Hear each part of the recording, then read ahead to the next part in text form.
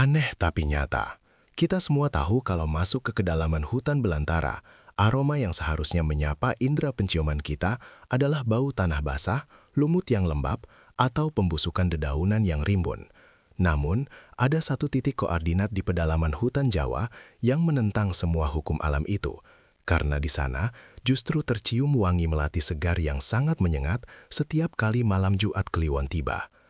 Selamat datang di penelusuran paling berbahaya yang pernah saya lakukan, di mana hari ini saya akan membuktikan sebuah mitos yang selama puluhan tahun hanya menjadi bisik-bisik ketakutan di kalangan warga desa kaki bukit tentang keberadaan makam Nyai Melati. Sebuah makam keramat yang konon tidak bisa dilihat oleh mata orang biasa, namun aromanya bisa menuntun siapapun masuk ke dalam dimensi yang tak bisa mereka tinggalkan. Rumornya, wangi melati yang muncul di tengah hutan ini bukanlah berasal dari tanaman bunga yang tumbuh di sekitar sana, melainkan pertanda bahwa sang penunggu makam sedang menyambut tamu atau justru sedang menandai mangsa barunya. Saya sudah membawa peralatan lengkap, mulai dari kamera sensor gerak, perekam suara frekuensi tinggi, hingga detektor suhu untuk memastikan apakah ini murni anomali alam atau ada kekuatan metafisika yang bekerja di balik kejanggalan ini. Detik ini, saya berdiri tepat di bibir hutan yang oleh penduduk setempat dijuluki sebagai hutan mati, karena tidak ada satupun hewan yang berani melintas atau tinggal di dalamnya, menciptakan kesunyian yang sangat mencekam, hingga detak jantung saya sendiri terdengar seperti dentum drum di telinga.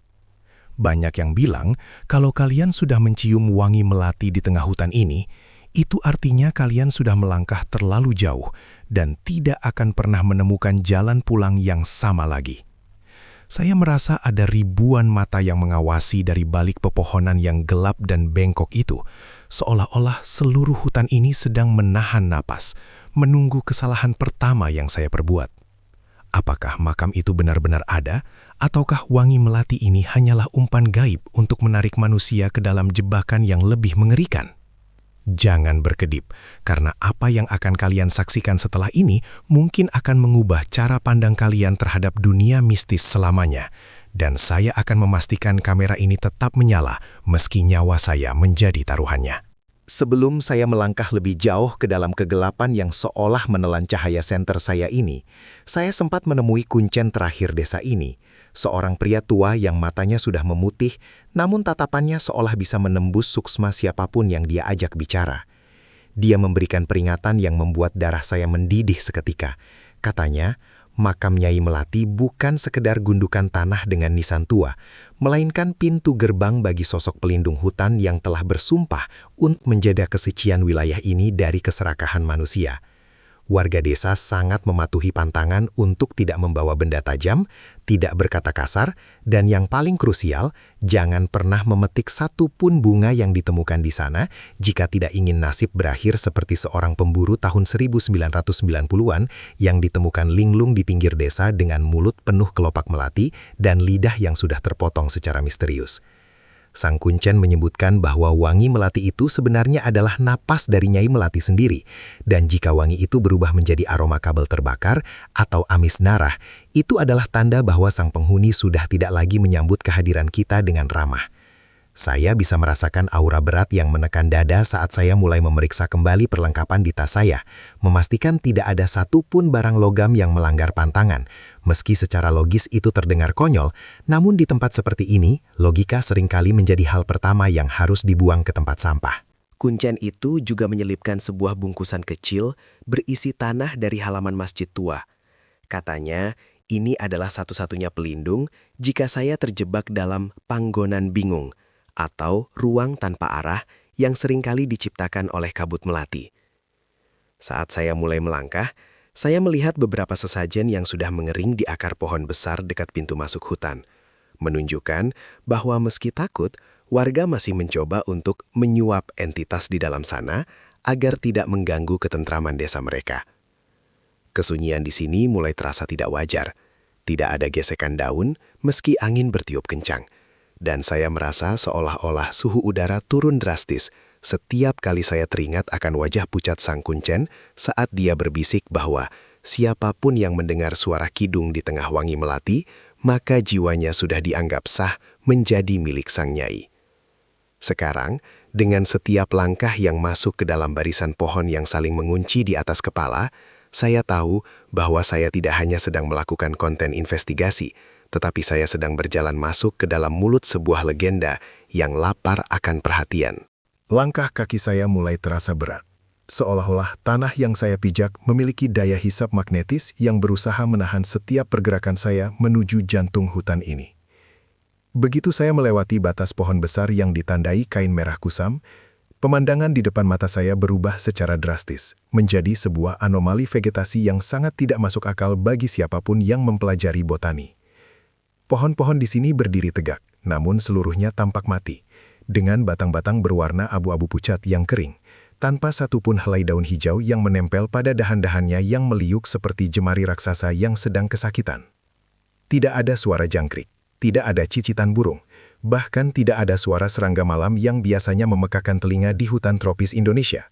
Kesunyian di sini bersifat absolut dan menindas, jenis kesunyian yang membuat telinga kalian berdenging saking kosongnya frekuensi di sekitar tempat ini. Saya mengarahkan senter ke arah lantai hutan, dan yang saya temukan hanyalah hamparan daun kering yang tidak hancur, meski sudah bertahun-tahun jatuh, menciptakan bunyi gemerisik yang terdengar terlalu keras dan provokatif di tengah keheningan yang mematikan ini. Cahaya senter saya yang biasanya mampu menjangkau jarak 50 meter, kini seolah-olah terserap oleh kegelapan yang pekat, hanya menyisakan jarak pandang kurang dari 5 meter, yang membuat setiap bayangan di balik batang pohon mati tampak seperti sosok yang sedang bersembunyi. Saya mulai menyadari bahwa kompas di pergelangan tangan saya mulai berputar tidak menentu. Kehilangan arah utara, seolah-olah medan magnet di tempat ini telah kacau oleh sesuatu yang terkubur jauh di bawah tanah. Bau tanah di sini tidak lagi tercium, digantikan oleh aroma udara yang sangat steril dan hampa. Seolah-olah oksigen di sini sudah lama tidak berganti dan terjebak dalam ruang kedap waktu. Setiap kali saya menoleh ke belakang, jalur yang baru saja saya lalui seolah-olah tertutup oleh kabut tipis yang muncul entah dari mana, mengaburkan jejak kaki dan membuat arah pulang menjadi sebuah misteri yang mulai mencemaskan pikiran saya. Saya merasa seolah-olah hutan mati ini bukanlah sekadar kumpulan pepohonan, melainkan sebuah organisme raksasa yang sedang mengamati setiap gerakan saya dengan penuh kebencian, menunggu momen di mana saya kehilangan kewaspadaan untuk kemudian menyergap saya dalam kebisuan yang abadi. Ketegangan ini mulai beralih dari sekadar tekanan mental menjadi serangan fisik yang nyata. Karena saat ini saya merasakan suhu udara di sekitar saya merosot tajam hingga ke titik yang tidak masuk akal untuk sebuah hutan tropis di tengah malam. Kulit saya mulai merinding hebat dan setiap nafas yang saya embuskan kini mengeluarkan uap putih yang terlihat jelas di bawah sorot lampu kamera. Seolah-olah saya baru saja melangkah masuk ke dalam lemari pendingin raksasa yang kedap udara. Namun anehnya, meskipun udara terasa membeku, tengkuk saya justru merasakan sensasi panas yang membakar, seolah ada seseorang yang berdiri tepat di belakang saya dan mengembiskan nafas panasnya ke leher saya secara konsisten. Saat saya mencoba memutar badan untuk memastikan, tidak ada siapa-siapa di sana. Hanya barisan pohon mati yang tampak semakin merapat satu sama lain dalam kegelapan yang pekat. Gangguan mulai merembet ke peralatan elektronik yang saya bawa. Layar monitor kamera saya tiba-tiba dipenuhi oleh garis-garis statis atau glitch berwarna hijau dan ungu yang bergerak liar, padahal baterainya masih terisi penuh dan perangkat ini baru saja dikalibrasi. Senter utama yang saya pegang mulai berkedip dengan ritme yang tidak teratur, menciptakan efek stroboskopik yang membuat bayangan pepohonan di sekitar saya seolah-olah bergerak maju mundur mengikuti kedipan cahaya tersebut. Saya bisa mendengar suara dengingan frekuensi rendah yang sangat mengganggu di dalam telinga, sebuah suara high pitch yang membuat keseimbangan saya sedikit goyah dan memicu rasa mual yang mendalam di ulu hati. Setiap kali cahaya senter meredup, saya melihat kilatan-kilatan cahaya oranye samar di kejauhan yang menghilang seketika saat senter kembali terang. Seolah-olah ada aktivitas gaib yang sedang terjadi tepat di batas penglihatan saya. Detektor suhu digital yang saya pegang menunjukkan angka yang terus merosot drastis dari 24 derajat ke 10 derajat hanya dalam hitungan detik. Sebuah anomali termal yang secara ilmiah mustahil terjadi tanpa adanya sumber pendingin ekstrim. Saya mulai merasa bahwa energi di tempat ini sedang mencoba berkomunikasi dengan cara yang sangat kasar, mengacaukan alat indera dan perangkat teknologi saya untuk menunjukkan bahwa di wilayah ini hukum fisika manusia tidak lagi berlaku dan saya hanyalah titik kecil yang sedang dipermainkan oleh kekuatan yang jauh lebih besar dan lebih tua dari peradaban manapun. Tepat saat saya hampir memutuskan untuk berbalik arah karena gangguan elektronik yang semakin parah, tiba-tiba sebuah gelombang aroma menghantam indera penciuman saya dengan kekuatan yang begitu masif hingga membuat saya terhenti seketika di tengah langkah. Tunggu, kalian harus tahu ini. Ini bukan sekadar wangi bunga yang samar terbawa angin, melainkan aroma melati yang sangat segar, sangat murni, dan sangat pekat, seolah-olah ribuan kelopak bunga baru saja dihancurkan tepat di depan hidung saya. Wanginya tidak datang secara perlahan, melainkan muncul entah dari mana secara mendadak, menggantikan bau udara hampa yang sebelumnya menyelimuti hutan mati ini. Penonton, saya bersumpah demi apapun, di tengah hutan yang kering kerontang, tanpa ada satupun tanaman hijau ini, keberadaan wangi melati sekuat ini benar-benar menentang logika, dan sangat tidak masuk akal jika dijelaskan secara ilmiah. Saya mencoba mengarahkan senter ke segala arah, mencari apakah ada semak melati atau pohon bunga yang tersembunyi di balik kegelapan. Namun yang tertangkap kamera tetaplah barisan pohon abu-abu yang mati dan tanah yang gersang. Wangi ini terasa sangat hidup, seolah-olah memiliki massa yang bisa saya rasakan di dalam paru-paru setiap kali saya menarik napas. Dan anehnya, wangi ini tidak mengikuti arah angin yang berembus tidak menentu. Aroma ini seolah-olah memiliki kecerdasan sendiri.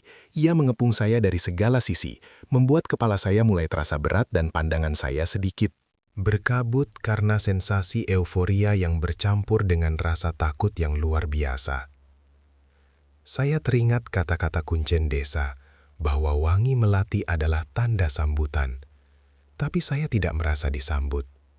Saya merasa sedang dipancing untuk masuk lebih dalam ke sebuah sarang yang sudah menunggu mangsanya. Bau ini begitu dominan hingga menutupi bau keringat saya sendiri dan bau besi dari peralatan yang saya bawa, menciptakan suasana mistis yang membuat saya merasa seperti sedang berjalan di dalam sebuah pemakaman kuno yang baru saja melakukan ritual besar. Sekarang, setiap kali saya melangkah maju, wangi itu semakin tajam dan mulai berubah tekstur menjadi sesuatu yang terasa manis, namun berujung pahit di pangkal tenggorokan. Sebuah pertanda jelas bahwa saya sudah berada di titik nol dari fenomena aneh ini, dan makam Nyai Melati mungkin hanya berjarak beberapa meter lagi dari tempat saya berdiri gemetar saat ini.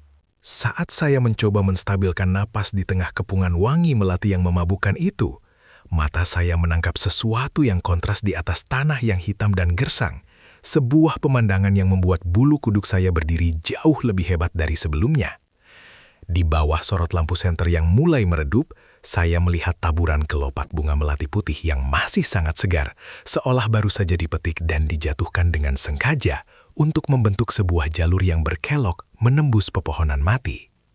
Kalian harus paham betapa mustahilnya ini, karena beberapa menit yang lalu saat saya melewati jalur ini untuk memutar, tanah ini benar-benar bersih dari vegetasi apapun. Namun sekarang, ribuan kelopak bunga putih itu terhampar rapi, membentuk jalan setapak gaib yang menuntun saya ke arah yang lebih dalam. Saya berlutut sejenak untuk menyentuh salah satu kelopak itu, dan jari saya merasakan sensasi dingin yang sangat ekstrim. Seolah-olah bunga ini terbuat dari kristal es yang tidak mencair, meskipun suhu hutan di sekitar saya mulai terasa pengap. Saat saya menyentuhnya, kelopak itu mengeluarkan cahaya pendar putih yang sangat redup, sebuah fenomena bioluminesensi yang tidak pernah saya temukan pada bunga melati jenis apapun di dunia nyata. Jejak ini tidak tersebar secara acak oleh angin, melainkan tertata sangat presisi, seolah-olah ada sosok tak kasat mata yang berjalan tepat beberapa langkah di depan saya dan menaburkannya sebagai undangan yang tidak bisa saya tolak. Saya mengarahkan kamera ke bawah untuk mengabadikan bukti otentik ini, dan yang mengerikan adalah, di dalam layar monitor, kelopak-kelopak bunga itu tampak bergerak-gerak, seperti serangga kecil yang sedang merayap perlahan mengikuti arah kaki saya.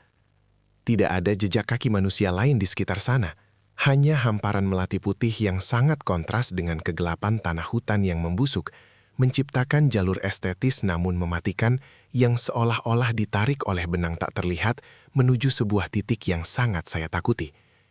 Saya merasa seolah-olah sedang masuk ke dalam perangkap laba-laba raksasa, di mana wangi dan keindahan bunga ini adalah jaringnya, dan setiap langkah yang saya ambil di atas kelopak bunga dingin ini membawa saya semakin jauh dari dunia nyata, menuju sebuah persemayaman yang telah menunggu selama berabad-abad untuk ditemukan kembali. Setelah mengikuti jejak kelopak melati yang seolah bernyawa itu selama beberapa menit yang terasa seperti berjam-jam, saya akhirnya tiba di sebuah area terbuka yang luas di tengah hutan mati ini. Sebuah tempat yang secara visual benar-benar menghancurkan logika siapapun yang melihatnya. Di tengah kepungan pepohonan abu-abu yang kering dan bengkok, terdapat sebuah area melingkar sempurna dengan diameter sekitar 10 meter, di mana tanahnya tidak gersang, melainkan ditumbuhi oleh rumput hijau yang sangat rapi dan subur, seolah-olah ada seseorang yang merawatnya setiap hari dengan penuh ketelitian. Tepat di titik pusat lingkaran hijau itu, berdiri sebuah gundukan tanah kuno yang nampak sangat kokoh. Sebuah makam tunggal yang seluruh permukaannya ditutupi oleh kain kuning kusam yang sudah sangat tua, namun tetap terlihat bersih tanpa noda tanah sedikit pun. Senter saya gemetar saat menyorot nisan batu yang menyembul dari balik kain tersebut. Nisan yang tidak memiliki nama, hanya guratan-guratan simbol kuno yang tampak seperti aliran darah kering yang meresap ke dalam pori-pori batu. Di sekeliling makam itu, ribuan bunga melati segar tertumpuk setinggi mata kaki, menciptakan gundukan bunga yang memancarkan aroma begitu kuat hingga membuat udara di sekitar situs ini terasa kental dan berat untuk dihirup. Saya merasa seolah-olah sedang berdiri di dalam sebuah kubah energi yang berbeda dengan hutan mati di luar sana. Di sini, suhu udara tiba-tiba menjadi hangat, namun tetap membawa hawa mencekam yang membuat dada saya terasa sesak. Tidak ada suara angin sama sekali di area ini. Benar-benar senyap secara total. Seolah-olah waktu telah berhenti berdetak tepat di atas makam ini, untuk menjaga istirahat sang penghuni tetap tenang. Cahaya bulan yang entah bagaimana bisa menembus rimbunnya dahan mati di atas sana, jatuh tepat di atas kain kuning itu, memberikan efek pendaran yang tidak alami, dan membuat situs ini tampak seperti sebuah panggung teater makabre yang sengaja disiapkan untuk menyambut kedatangan saya. Saya berdiri terpaku di batas rumput hijau, merasa bahwa satu langkah saja saya melewati garis tersebut, maka saya secara resmi telah menyerahkan seluruh kontrol atas hidup saya kepada entitas yang bersemayam di bawah gundukan tanah yang diselimuti kain kuning tersebut. Dengan keberanian yang dipaksakan dan kaki yang terasa seperti dipasung, saya akhirnya memutuskan untuk melintasi batas rumput hijau itu dan mendekat ke arah nisan yang diselimuti kain kuning tersebut. Semakin saya mendekat, wangi melati yang tadi memabukkan kini berubah menjadi aroma yang sangat tajam dan hampir menusuk, seperti ada campuran bau dupa yang sangat tua yang sudah menyatu dengan oksigen di sekitar makam ini. Saya mengarahkan kamera dengan jarak yang sangat dekat, dan kalian bisa lihat sendiri di layar. Kain kuning yang menutupi makam ini tidak bergoyang sedikit pun, meskipun sesekali ada embusan angin di kejauhan. Kain itu tampak berat, seolah-olah sedang menekan sesuatu yang berusaha berontak dari dalam tanah. Saya melihat tumpukan bunga melati di atas nisan ini tidak seperti bunga pada umumnya yang akan layu setelah dipetik. Kelopak-kelopaknya tampak sangat tebal, kaku, dan memiliki tekstur yang hampir menyerupai kulit manusia yang masih hangat. Saat saya mencoba menerangi bagian bawah kain kuning yang tersingkap sedikit, saya menemukan bahwa nisan batu itu bukan terbuat dari batu kali atau marmer biasa, melainkan jenis batuan hitam legam yang permukaannya terus-menerus mengeluarkan embun meski suhu di area ini terasa hangat. Ada getaran halus yang bisa saya rasakan melalui telapak kaki saya saat saya berdiri tepat di samping gundukan tanahnya. Sebuah denyutan ritmis yang sangat pelan namun konsisten, seolah-olah ada jantung raksasa yang sedang berdetak jauh Di dalam liang lahat tersebut, saya juga menyadari bahwa tidak ada satupun serangga atau semut yang berani merayap di atas rumput hijau ini maupun di atas makamnya, membuat tempat ini terasa seperti zona steril yang terisolasi dari seluruh ekosistem hutan mati di sekelilingnya. Cahaya senter saya mulai menunjukkan fenomena aneh lainnya, di mana bayangan saya di atas rumput tidak mengikuti gerakan tubuh saya dengan sempurna. Ada jeda beberapa milidetik yang membuat saya merasa bahwa bayangan itu bukan lagi milik saya, melainkan sesuatu yang sedang belajar meniru keberadaan saya. Rasa penasaran saya memuncak saat saya melihat ada sebuah lubang kecil di sudut nisan yang mengeluarkan asap putih tipis berbau sangat harum. Dan tepat saat saya hendak mengarahkan lensa kamera lebih dekat ke lubang itu, saya merasakan sebuah tekanan udara yang sangat kuat menghantam punggung saya, memaksa saya untuk menahan napas dan menyadari bahwa saya tidak lagi sendirian di area situs keramat ini. Tekanan udara yang tadi menghantam punggung saya tiba-tiba berubah menjadi sebuah kesunyian yang jauh lebih menyakitkan. Seolah-olah seluruh atmosfer di sekitar makam ini tersedot masuk ke dalam sebuah ruang hampa yang kedap suara. Namun di tengah keheningan yang mematikan itu, sebuah suara mulai merayap masuk ke dalam gendang telinga saya.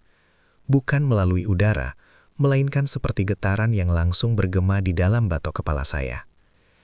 Itu adalah suara seorang wanita yang sedang bersenandung, sebuah kidung Jawa kuno dengan nada yang sangat rendah, melankolis, namun memiliki vibrasi yang membuat seluruh tulang rusuk saya bergetar hebat. Suara itu terdengar sangat dekat, seolah-olah sosok yang bersenandung itu sedang berdiri tepat di belakang telinga kiri saya, dengan napas yang berbau melati segar, namun terasa sedingin es yang menyentuh kulit leher saya. Saya mencoba memutar kamera ke segala arah dengan gerakan panik, namun layar monitor hanya menangkap visual makam yang diam membatu di bawah sorot lampu, sementara audio di headphone saya mulai menangkap suara gemerisik kain yang bergesekan dengan rumput.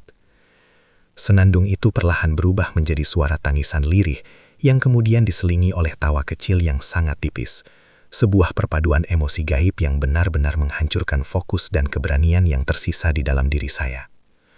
Saya berteriak menanyakan siapa di sana, namun suara saya seolah tertahan di tenggorokan, hanya keluar sebagai bisikan lemah yang ditelan oleh kepekatan malam. Senandung itu kini mulai membentuk kata-kata yang tidak saya mengerti. Sebuah mantra, atau mungkin sebuah peringatan yang diucapkan dalam bahasa yang sudah punah. Namun entah kenapa, maknanya terasa seperti sebuah perintah untuk tidak pernah meninggalkan tempat ini. Setiap kali nada kidung itu naik, bunga-bunga melati di atas makam tampak sedikit bergetar, seolah bereaksi terhadap frekuensi suara tersebut. Menciptakan pemandangan yang sangat mengerikan, di mana benda mati seolah menari mengikuti irama kematian. Saya merasa sistem saraf saya mulai mengalami malfungsi. Telinga saya mulai mengeluarkan dengingan yang sangat tinggi, tinnitus, yang menyakitkan. Beradu dengan suara kidung yang semakin keras dan memenuhi seluruh rongga kesadaran saya.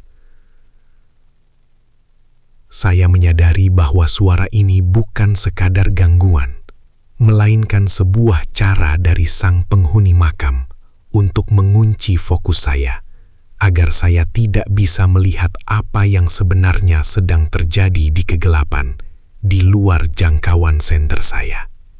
Tepat saat suara kidung itu mencapai nada tertinggi yang menyakitkan telinga, kamera saya menangkap sebuah pergerakan abnormal di batas antara area rumput hijau dan barisan pohon mati yang gelap gulita.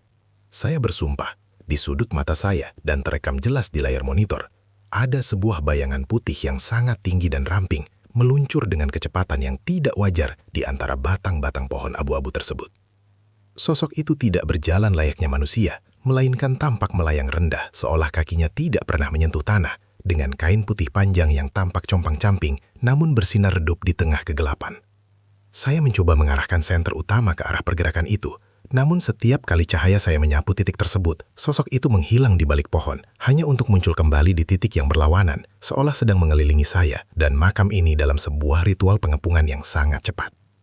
Penonton, lihat ini. Saya akan mencoba memperbesar zoom kamera ke arah jam 2. Di sana, di balik dahan pohon yang patah, kalian bisa melihat seuntai rambut hitam yang sangat panjang menjuntai hingga menyentuh tanah, dan perlahan-lahan rambut itu ditarik masuk ke dalam kegelapan. Saya merasa oksigen di sekitar saya mendadak menipis saat sosok itu berhenti bergerak dan berdiri mematung di kejauhan, membelakangi saya. Namun kepalanya perlahan-lahan berputar ke belakang dengan sudut yang sangat tidak mungkin bagi anatomi manusia, hingga wajahnya menghadap tepat ke arah lensa kamera saya. Meski wajahnya tertutup oleh juntaian rambut yang basah dan berlumur kelopak melati, saya bisa merasakan tatapan matanya yang kosong, namun penuh dengan kebencian yang murni. Sebuah tatapan yang seolah menyedot seluruh energi kehidupan dari tubuh saya. Bau melati yang tadi sangat segar, kini bercampur dengan bau tanah kuburan yang lembab dan busuk, menandakan bahwa apa yang saya lihat bukanlah sekedar ilusi atau permainan cahaya malam. Seluruh hutan mati ini seolah-olah menjadi saksi bisu saat bayangan putih itu perlahan-lahan mulai merangkak maju menuju batas lingkaran rumput. Dan setiap kali jemarinya yang panjang dan pucat menyentuh tanah, bunga melati di sekeliling saya mulai berubah warna menjadi kecoklatan, seperti terbakar oleh hawa kehadirannya. Dalam kondisi gemetar hebat karena penampakan bayangan putih tadi, perhatian saya teralihkan oleh sesuatu yang lebih ganjil pada ribuan kelopak melati yang mengepung makam ini. Sebuah rahasia biologis yang sama sekali tidak bisa saya jelaskan dengan akal sehat. Saya memberanikan diri untuk mengambil satu kuntum bunga melati yang terjatuh tepat di atas nisan batu. Dan saat jari saya bersentuhan dengan kelopaknya, saya hampir saja berteriak karena sensasi yang saya rasakan bukanlah tekstur tumbuhan, melainkan sesuatu yang terasa seperti membran daging yang tipis dan dingin. Bunga ini tidak memiliki batang hijau atau putik layaknya melati pada umumnya. Ia tampak seperti organ tubuh kecil yang tumbuh secara mandiri dari energi tanah makam yang terkutuk ini. Saat saya sorot dengan lampu makro dari jarak hanya beberapa sentimeter, saya melihat sebuah fenomena yang mengerikan.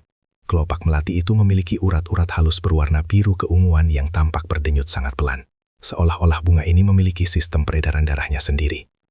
Penonton, kalian harus lihat ini di layar. Bunga ini tidak layu meski saya genggam dengan tangan saya yang panas dan berkeringat. Ia justru tampak semakin segar dan mengeluarkan pendaran cahaya redup yang seirama dengan detak jantung saya yang tidak beraturan. Lebih gila lagi, saat saya mendekatkan mikrofon ke arah tumpukan bunga tersebut, audio menangkap suara seperti hisapan udara yang sangat halus, seolah-olah ribuan bunga ini sedang Bernapas secara kolektif, menyerap energi dari atmosfer hutan mati untuk menjaga makam ini tetap hidup. Saya mulai menyadari bahwa wangi melati yang selama ini menjadi misteri bukanlah berasal dari keharuman bunga, melainkan gas yang dikeluarkan oleh organisme parasit ini saat mereka mencerna sesuatu yang ada di dalam tanah. Ada sebuah kecerdasan kolektif yang aneh pada bunga-bunga ini. Saat saya mencoba menjauhkan tangan, kelopak-kelopak itu seolah sedikit melengkung ke arah kulit saya, berusaha mencari kontak fisik, seolah mereka sangat haus akan kehangatan makhluk hidup. Saya merasa ngeri menyadari bahwa seluruh hamparan melati yang saya injak ini mungkin adalah satu kesatuan organisme raksasa yang menutupi sesuatu yang jauh lebih gelap di bawah gundukan tanah kain kuning ini, dan saya baru saja menyentuh bagian dari sistem pertahanan gaib yang seharusnya tidak pernah diganggu oleh tangan manusia.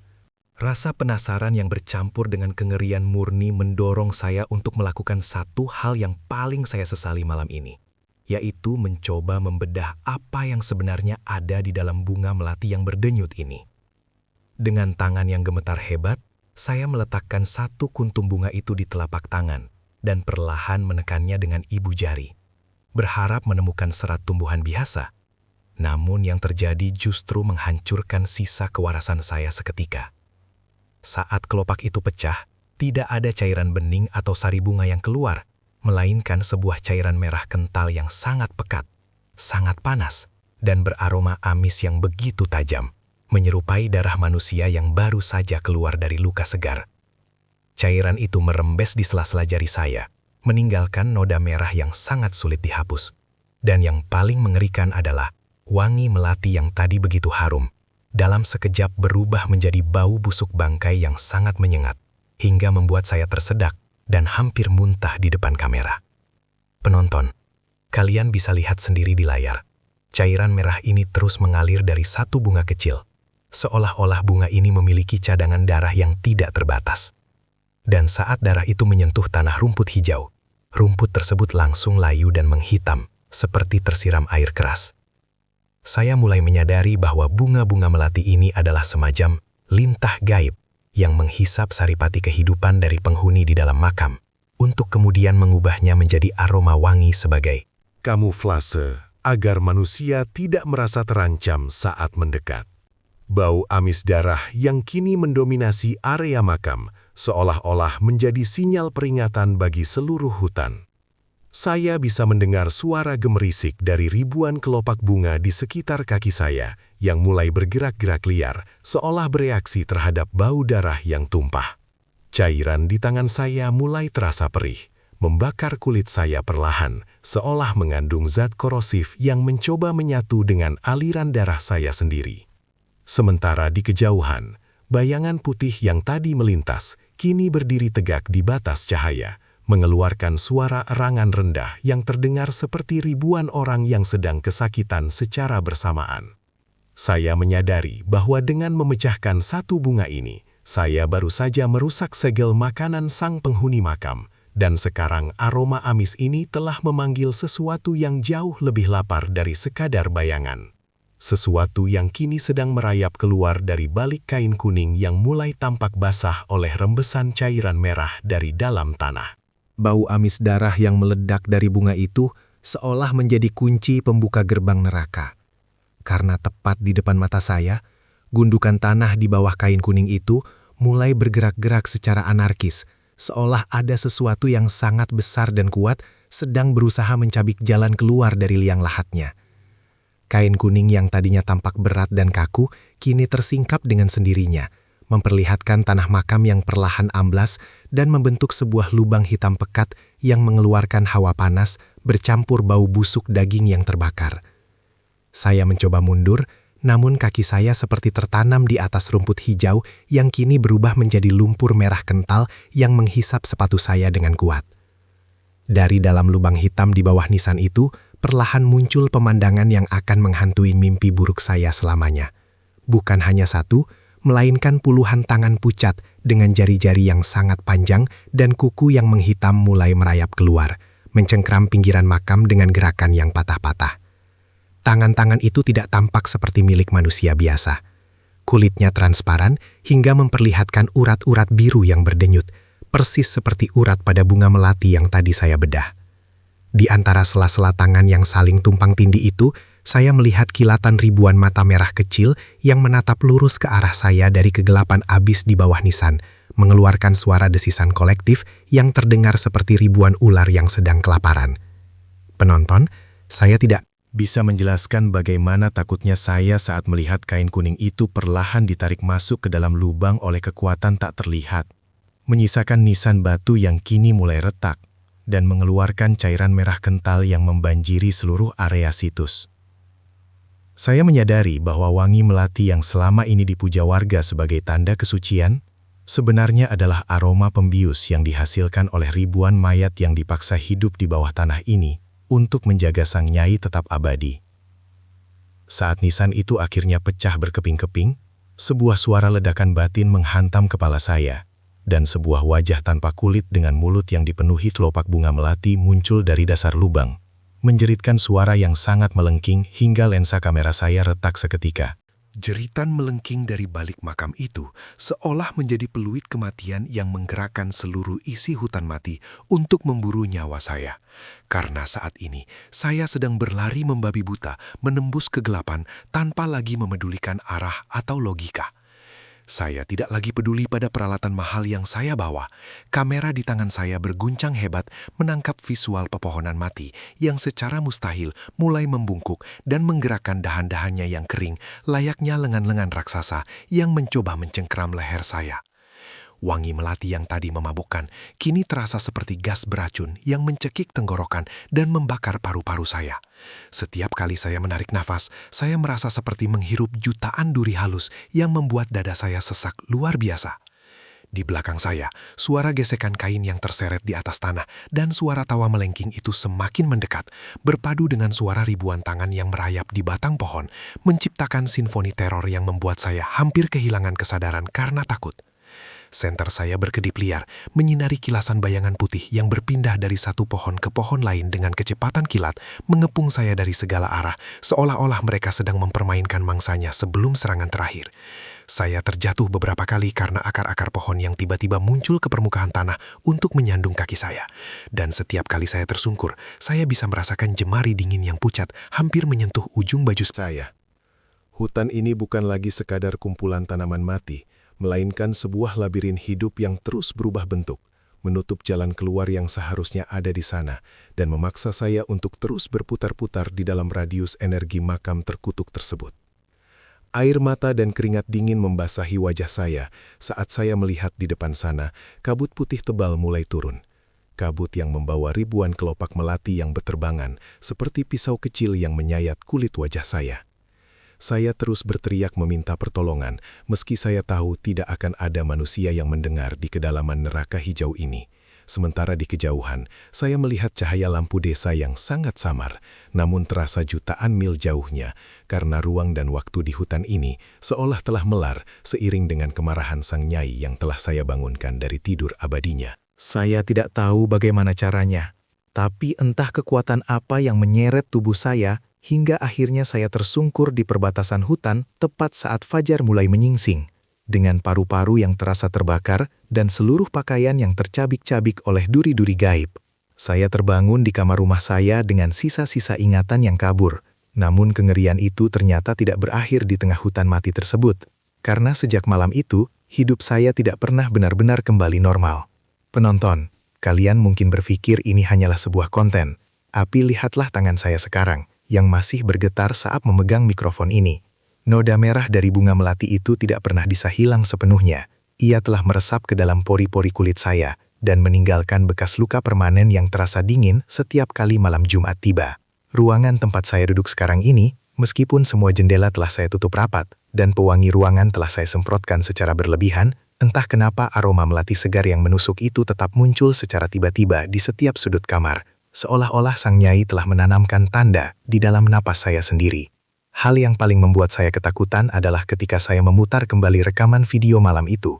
Di setiap detik saat saya mengira saya sedang sendirian, selalu ada pantulan wajah pucat dengan mulut penuh bunga melati yang mengintip dari balik bahu saya di layar monitor, tersenyum dengan tatapan yang seolah berkata bahwa saya Tidak pernah benar-benar melarikan diri.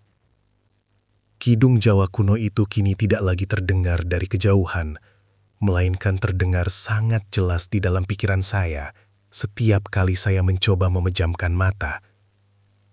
Memanggil saya untuk kembali ke makam tanpa nisan itu untuk melunasi utang nyawa yang telah saya buka segelnya. Jangan pernah, saya peringatkan kepada kalian dengan sisa kewarasan yang saya miliki, jangan pernah mencoba mencari koordinat hutan mati itu atau tergiur oleh wangi melati yang muncul di tempat yang tidak seharusnya. Wangi itu bukan sekedar aroma bunga, melainkan umpan dari sebuah entitas kuno yang haus akan pengakuan dan nyawa manusia untuk menjaga kecantikannya tetap abadi di bawah gundukan tanah kain kuning. Saya merasa waktu saya sudah tidak lama lagi, karena setiap pagi saya terbangun dengan tumpukan kelopak melati segar di atas bantal saya. Dan saya tahu, cepat atau lambat, hutan itu akan datang untuk menjemput miliknya kembali.